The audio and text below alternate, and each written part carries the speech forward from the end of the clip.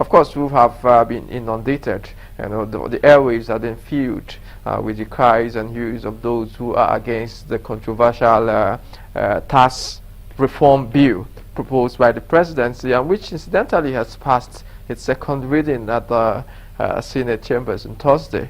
Of course, so many people have raised eyebrows, especially people from the other side, people from the north. They have said that, especially the area. Of course, this bill is encompassing.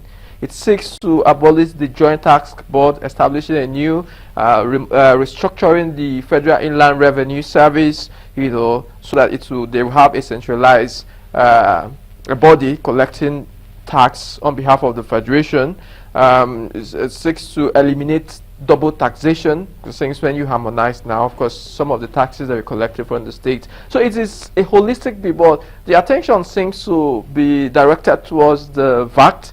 Of course, we saw some state governors last year going to court because of the value-added tax, where some governors said that it's supposed to be the state collecting it, and it has raised its ugly head again. So what do you have to say concerning all of these issues? Yeah, thank you very much. What you have said concerning the proposed tax bill is a clear dichotomy between two groups. One group is saying hallelujah. Well, they are saying that yes, that is a catalyst for economic growth. And we are aware that the federal government has marked that by 2030, the economy will be booming with $1 trillion. And that to get to that marked $1 trillion, that it is now necessary to restructure the tax applicable to the nation. They've also said that it is good to have this tax reform bill passed so that double taxation will be eliminated, and that the lower income earners will be free from tax burden, and that small businesses will also be exempted from necessary taxation. But then what that implies is that bigger companies will be made to pay more. Those in employment at a higher cadre will also be made to pay more. So these are some of the reasons given by the pro-tax bill in Nigeria, those that are fully in support of this tax reform. On the other side of the great divide are those that are saying that no, that first, that it tends to conflict with the principles of federalism, particularly fiscal federalism. That federalism has to do with balance of power, and that it is wrong in a state like Nigeria, where there's federalism, constitutional democracy, for the federal government to unilaterally decide on tax and its processes, collection of taxes, and distribution. That since federalism deals with balance of power, that the states and the local government should be able to have areas that they control. And of course, we all know that there are revenues that are generated by the states for the state's growth and so on, and there are those ones that are left by the Constitution to the local government. Now, if the federal government in a single swoop takes everything, then it means that it appears to actually be a threat to federalism, particularly fiscal federalism, because what federalism stands for is that there's a balance of power. There are tiers of government, 3 tiers of government: the federal government, the state government, and the local governments. And there should be areas that the federal government should constitutionally, deal with taxation. There are also areas where the state governments will do that. And of course, at the local government level, like the television rates, radio, and these other smaller things that they deal with. That is what true federalism stands for. Okay, so by Sadeji, one of the issue, that I've, of course, one of the critics have hammered upon is the issue that concerning the value-added tax. Of course, this new proposed structure seeks to has proposed a structure whereby the tax rate, the value-added tax rate, will increase progressively from 7.5% to 10% by 2025, and further to 15% by 2030. So there has to be a progressive increment. Of course, we know that it was 5 point something, 5 point, it increased to 7.5, and so many people, so many people have argued that tax is supposed to be a dividend that government gets as a result of investment it has made on infrastructure and human capital of its people. So if you have not made any investment on the people and infrastructure, you can't tax them. You can't obviously tax people who are not earning. So some people are saying that before you increase tax, you need to make investment on people so that when they are productive, they will be able to pay tax. So what do you have to say? Because obviously we see the unemployment rate is very, very high. We see the infrastructural deficit is very, very high. Businesses are closing up, and you are increasing tax, and people are saying that you're going to stifle the economy even further. Well, thank you very much. My view is that the government did not do enough economic homework before developing this regime, this tax regime that they are trying to put in place. And maybe the drive for them to get more revenue is what is the stimulating point for them in preparing this tax reform, because obviously it's going to progressively impoverish Nigerians. The tax structure they are proposing is going to make Nigerians poorer than what they are at this moment, because if you look at it, Nigerians are barely living and surviving. So to impose a progressive increase in tax structure is not going to be of any benefit to the people. In fact, we are in a depression right now. We are in an economic depression. And when a nation is in a depression, it is expected that there should be capital inflow, a kind of reflation of the economy. There should be a process by which credit and finances are given to people to invest, to create funds, to expand the economic activity in the country, not to extract, not to extort, not to reduce the capacity of people to be able to invest or trade. And I think that's why most of those who are opposed to this new tax reform, tax regime, that's one of the reasons that they have given why they are not supporting it. The second point is what my good friend has said, the question of the constitutionality of over-centralization of tax collection by the federal government. Now, if you look at our constitution, there are different tax structures that have been framed out under the constitution. There will be need, for instance, to amend some of the exclusive legislative and the concurrent list. If you are going to be collecting tax and across board all over the country, and the administration of those tax, you will need to amend some extant provisions of the constitution, which is the question of fiscal federalism that my good brother is talking about. That's the second one. Then the third point is this. You discover that there is not enough consultation by the government in the proposal that they are making right now for this tax reform. In fact, you will be surprised that from the Senate itself, there have been voices of dissension or voices of opposition even against this tax regime, not just from the north. Now, Nigerians have multiple taxes in place. That is the truth about it. Like if you look at this consumption tax thing, you have what is called the manufacturer's tax, which is the tax on the production. You have what is called the agricultural tax, which is the tax on the primary product that is used to even make this industrial product. Then at another level, you have sale tax, which is being collected on the same product. Then you have VAT on the same line of taxation, on the same process. So Nigerians are paying multiple tax already. So, and the more you increase the VAT, a lot of people are questioning even this VAT. Who should collect VAT? Of course, you remember the case of Aberagba and the Attorney General of Ogun State, where the issue of the constitutionality of the VAT was trashed up to the Supreme Court, and that issue has not been solved, because you still find that in many places you go to, many of the supermarkets, government is still imposing consumption tax differently from sale tax, differently from VAT. So you don't even know, like if you go to KFC, go to any KFC, just a basic retail dispensing, maybe outlet. Some outlet, go there and see, check the receipt they give to you.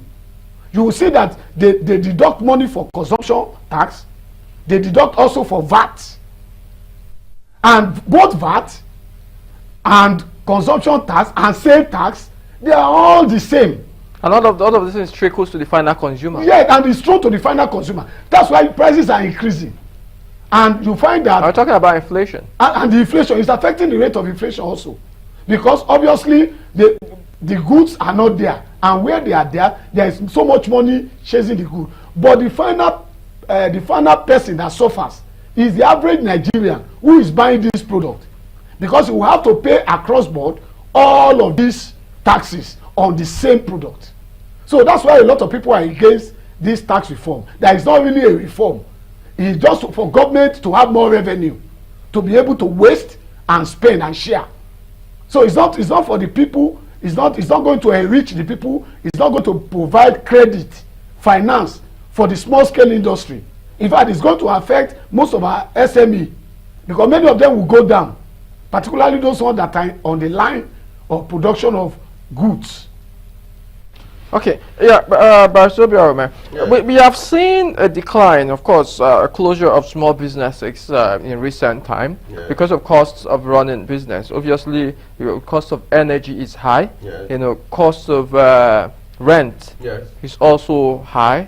So you will see most of the SMEs, the small and medium scale industries, are not able to survive, and some of those things account for the major employment. They employ the majority of the people, and we'll see a lot of them shutting down in recent time. And now we are talking about increasing tax, which obviously experts have criticized that it will stifle the economy even further. Some people have proposed that we're supposed to be injecting money to stimulate the economy, and even giving tax holiday to some of these businesses to enable them to function and create more employment avenue, for the masses who are unemployed.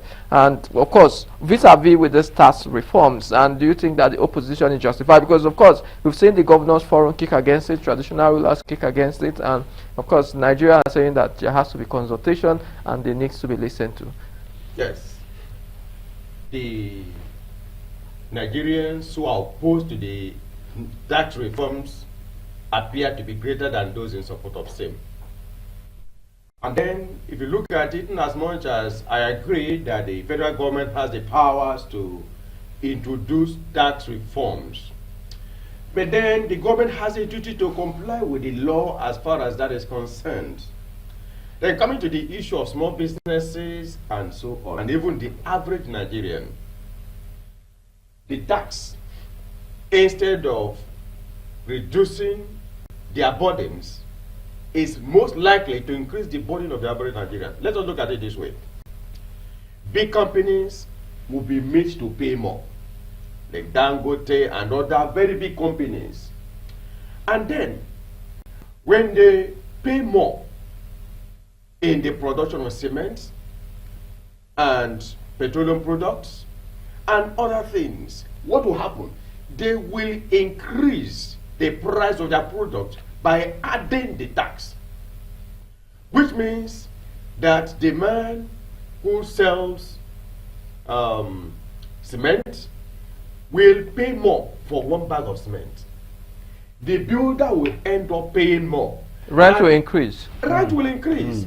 And as long as you use petroleum products, you are the one that is actually paying for the and who doesn't use it? Who doesn't use it? There's not anybody that does not. So at the end of the day, we see a situation where Nigerians who are already complaining that the economy is not favorable, that there's economic hardship, and for the first time in the history of this nation, as far as I can recall, Nigerians are back on a strike that was stacked end to bad governance. Yes, end to bad government, and then hunger. Yes.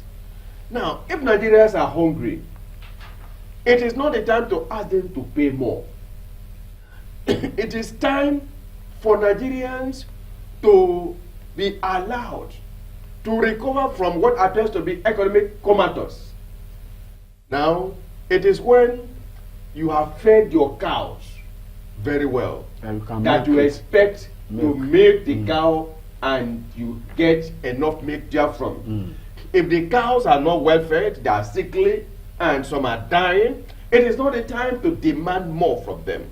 The tax proposals are meant to generate more funds for the federal government at the expense of the states and the local government.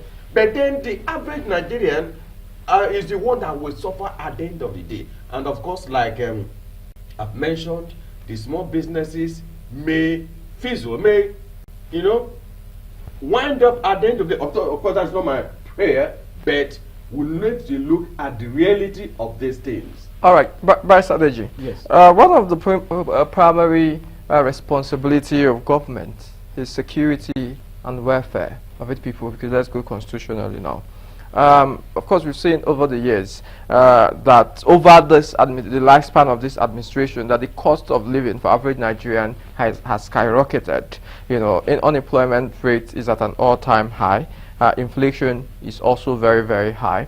Are we supposed to be talking of tax reform at this point first? Yes. I'm still coming. Yes. We saw what happened in Kenya earlier this year. Yes. Regarding the finance bill, which is almost akin to what we are witnessing here now, where of course the government wanted to introduce some reform in their finances, increase taxes on some things in order to finance deficit in their budget. In fact, that finance bill is sought to raise about $2.something billion annually in order to finance some critical infrastructure. And we saw the people come out, to speak against that. We saw the people on the street, saying that instead of increasing tax, that the costs of governance ought to be increased because the people were already overburdened, with a lot of other taxes, in the administration. And we saw the government listen. In fact, so many people, the government had to reduce the cabinet, reduce allocation,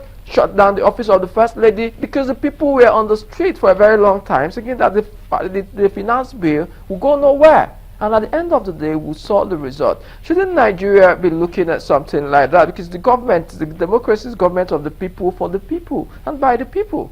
Well, thank you very much. You have actually hit the nail on the head. My view is that this tax regime is ill-timed, as far as I'm concerned. This is not the time for the government to be thinking of imposing additional tax burden on Nigerians. This is not time at all. And most of the critics have also said that. Okay, now we are living in a country where the political class think only about their interests. There is a lot of wastage in our system. There is a lot of corruption in our system. There is a lot of inefficiency in governance. And all of these things are the reasons why the huge amount of income that Nigeria is earning is going to the pockets of some people, some leaders. Take an example. We have talked here some time ago. Nigeria is going to spend close to about 24 trillion for next year's budget, supposedly. But we are going to create a road from Lagos to Calabar with 15 trillion. What is the percentage of 15 trillion to the total budget, for instance, that we are going to spend for next year?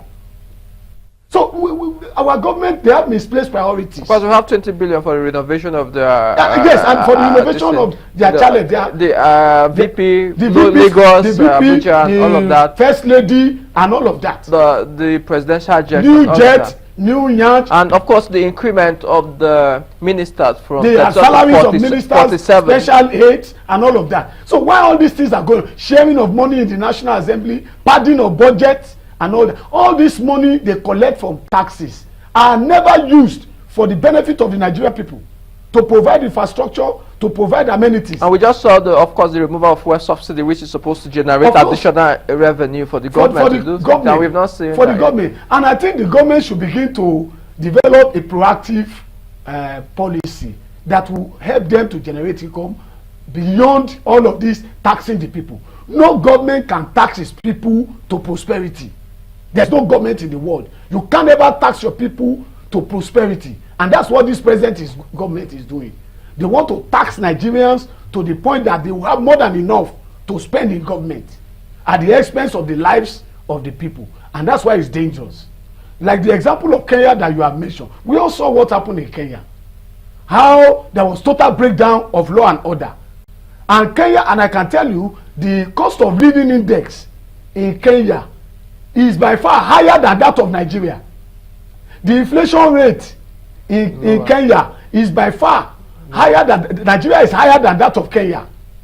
But the people in that country still felt that that additional body is going to extort them, is going to impose hardship.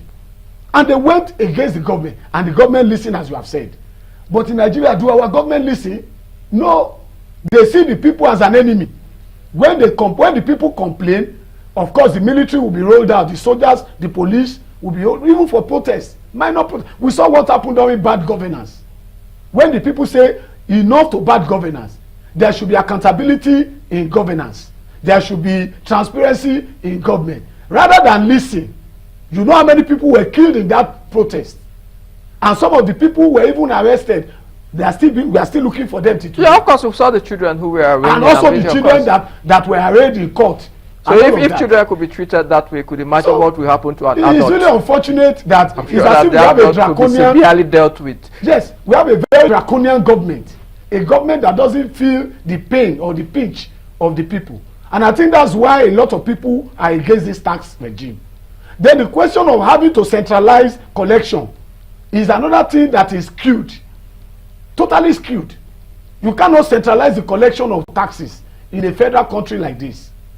Okay, now the issue of derivation also, that the state that generate the tax should collect more, is also being questioned by those who don't generate anything.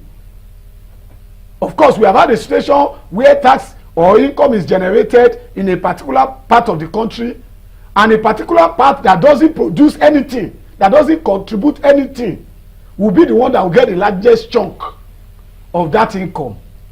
And that's why there's friction also on this tax reform bill. Those who are not producing anything into the economy, they still want to retain their privileged position in the sharing of the tax. So all of these things together, I think government should just shut down this tax reform bill. It's ill-timed, it's wrongly placed, and there's not enough consultation. Nigerian people are not happy that a new tax regime is coming at this time, when people can barely feed their family, when people can barely pay their house rent. The same government that is talking about tax is the same government that cannot pay 70,000 naira to an average worker. So we have a big problem on our hands. Okay, so many people have said that the Nigerian problem is not a revenue problem, it's spending problem. Because we have seen management problem, efficient management. Because we have seen that obviously you were in the station when you advocated, during the removal of the fuel subsidy, that the government is going to flood the whole space with CNG vehicles, yes, and increase, the welfare of the people in order to cushion, the effect. But we've not seen that up to this time. Yes. We've not seen that. The cushioning you effect. Are an advocate of, you are an advocate of that. Yeah. The CNG. Now, the perception of some people that the problem of Nigeria is not how to get funds or how to spend, whatever is their perception, I don't agree. The problem of this nation has to do with structure. That is the fundamental problem facing this nation. Because as a nation we have passed through so many military regimes And we know that military regimes by nature is unitary in structure. We have maintained that unitary structure till date. For the update time, Nigeria professes to practice constitutional democracy that is federal in structure, federalism to cut it short. And what does that mean? What is the implication of having a federal structure? It means that there are 3 tiers of government. The federal government, the state government, and the local government. Then there are areas, very limited areas where the federal government can legislate on and generate revenue. Then the states have larger area, and from those larger areas, from their resources in the state, get revenue, internally generated revenue from the states. Yes. And then the local government has also few areas they generate income. Now, what is supposed to be the ideal thing in a federal structure? It is not what we practice presently, where the governors go to Abuja to collect allocations. That is not federalism. Federalism has to do with a structure where the federal government takes care of its own expenses, limited expenses. Even in some countries like America and other Australia, yes, it is the state that sometimes even assist the federal or central government, yes, not the other way around. Yes. Then the local government, they raise its own income and handle projects at the local government level. Presently, what we are looking at is a situation whereby from the top there will be a tax reform across board. That's not federalism. It is not what our constitution has provided for. Before he passed on to glory, Professor Ben Wabeze, a constitutional expert, kept on saying that what Nigeria practices is unitary government in the guise of federal government or federal structure. We need to go back to the drawing board. And until we do that, there may still be problems. Look at the issue of minimum wage, which of course we are still going to go into. There is no problem with a state like Lagos saying that we can pay our workers 200,000 because they can generate it internally. There are states that can pay 150, 200 or even above. There are states that may not be able to pay 70. Now, once this dispensation of unitarianism or unitary government under the guise or gap of federal structure is eliminated, and we have true federal structure, each state will handle its economy, its policies, its projects, its own way. There will be a constitution that governs everybody, but each state has its own, constitution, its governing laws and policies. Go to America, go to other. That's what obtained in those places. And as a state, you look at areas that you need to invest in, and they rate your income. You decide how much you pay to your workers, your civil servants, and so on. And state A may pay 200,000, while state B may pay 60,000, 100,000, as the case may be. Then, as that is how you know which state is viable, which state is not viable. That's how you know whether a state is making progress. In Nigeria, sadly, the truth is that the governors are not prepared to innovate. They're not prepared to go into areas that they can generate, because at the end of the month they're expecting allocations from the federal government. Yes. And that is wrong. So in other words, do you support this tax reform bill? I've already said that the tax reform bill is reflective of bad or faulty constitutional structure. The problem is not with that constitution. It's the way the constitution is being implemented is the problem. The federal government has no business, putting in place a tax structure that is across board, because the federal government does not have the constitutional powers to do so. What the federal government is supposed to do is to limit itself to areas already marked out for federal government. The state government they have their own areas, and then the local government. That is what the Constitution has provided for. But under the guise of economic reforms and so on, tax reforms and so on, they are still introducing more unconstitutional features of unitarism or unitary government, which is anathema, which is opposed to, which runs parallel with federal structure. We need to tell the government and those in power the blunt truth. And what's the blunt truth? That Nigeria does not need a physical structure or fiscal structure that is antithetical to fiscal federalism. Fiscal federalism, yes, because we already have a federal structure, that you also be a concomitant fiscal federalism. The federal government, you have your own area of control. State governments, you have your area of control. And local governments have your own area of control. All right. But finally, in wrapping up on this segment, beyond the structure, I'm sure that average Nigerians do not bother much about who collects this tax or no, how. So, excuse how it That's is the how taxation, how it is structured. Yes. The average Nigerians are more concerned about the effective utilization of these funds. The average Nigerian is more concerned about the employment rate. Can they pay their rent? Can they send their children to school? Can they afford 3 square meals? What can they go to work, without paying exorbitantly? How has the government affected their lives? How has the standards and cost of, I think that is what the average Nigerian is much more interested in. And can we, in honesty, say that this government has positively affected the life of Nigerians? And if not, what is the remedy? Of course, we are running a democracy. Of course, the people should, in a democracy, have, their say in matters that concerns them. Because the average Nigerians are worried. When you go to the streets and listen to what people, are saying, people are crying of hunger.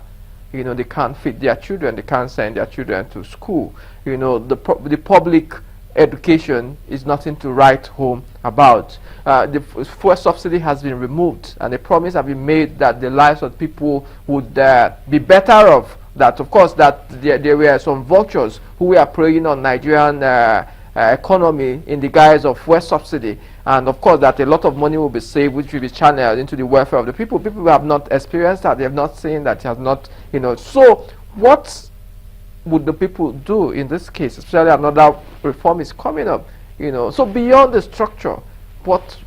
Well, I think I want to say that it's unfortunate that we have very careless and insensitive people in government. They are only concerned about their own welfare, and you can see the way they go about it even at the National Assembly. It's a reflection of how they consider the roles of those in government, their functions as state officials. Their interest is not the Nigerian people, obviously. If even the federal government that is proposing this tax reform bill or whatever they call it is not for the benefit of the Nigerian people, it's just for them to generate sufficient income for them to spend and to share among those who are government officials. And of course, you know that not much of investment is being done by government. The Nigerian people are left high and dry because at the end, we are the one that paid for the inefficiency of government. We are the one that pays for the corruption that is going on. We are the one that pays. Now, if you ask me, what is the business of federal government, for instance, with VAT, with consumption, with sale tax? What is the business of federal government with such tax? Those kind of tax should be at the states where people are consuming those things. Is the federal government consuming goods? What are the goods that they are consuming? Why should they be interested in how much people buy products in the market and tax what people are buying? And most of these goods that we are talking about, they are goods that affect either the subsistence of the people, what the people eat, all right, what they wear, where they live, how they survive. These are this VAT, this sale tax, this consumption tax. You don't find tax, for instance, on yacht. You don't find tax. The president just bought a new yacht. How much did they pay as tax? VAT tax. Nigerians ought to ask, how much did the president pay? The new jet that the president bought, how much did he pay as VAT over it? We need to know. Most of the luxury items that the rich, the political powerful people, the elite are using, we don't know how much VAT is paid on them and who collects those tax. So these are some of the problems, and I think Nigerian people need to stand up against some of these policies that are killing of the Nigerian people, of the Nigerian welfare. This particular one is going to further drag the people down into depths that they cannot imagine. If that tax regime is allowed, a lot of us who are professionals will not even be able to survive, because most of the things that we buy in the market, things that we eat, they are the things that are taxed. So I think this government should review this tax, and they should just drop it for now.